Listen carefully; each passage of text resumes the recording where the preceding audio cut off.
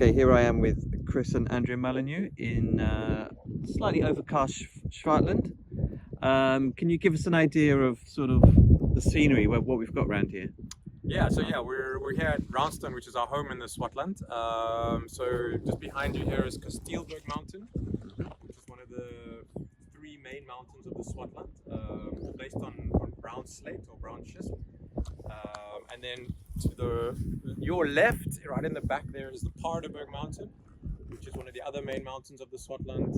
Huge granitic outcrop, which is where a lot of our granite-based wines are from. And Brownstone is the home of our Mullineux Winery. So we have about 20 hectares planted here, mostly Chenin and Syrah.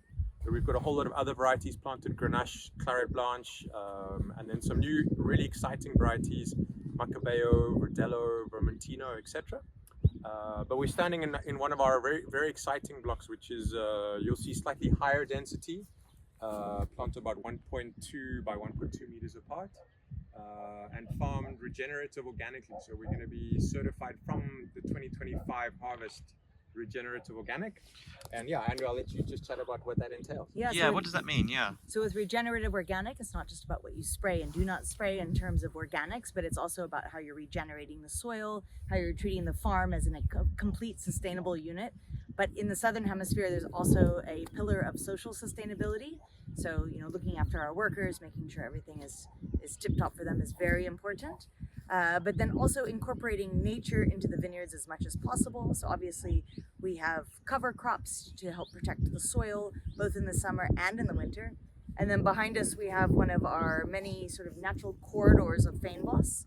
So that brings in natural insects, beneficial insects into the vineyard, and really helps to bring a little bit of terroir just a little closer to the vines themselves.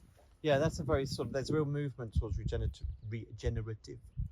viticulture in the Cape, isn't there? For sure, yeah. Well, in the world in general, I think we had a big drought here from 2016 to 2019, and we saw the vineyards that we'd been farming more naturally for longer kind of cruise much more easily through the drought. And they were one of the biggest reasons, obviously, is if you look down here at the soil, the mulches and the cover crops we work with cover the ground and protect it from the warm sun and the dry weather. It retains moisture, but also there's a lot of carbon in the soil, which helps. It's like a sponge which captures the rain in the winter, and prevents erosion. So that really has helped the vines in our warm, dry.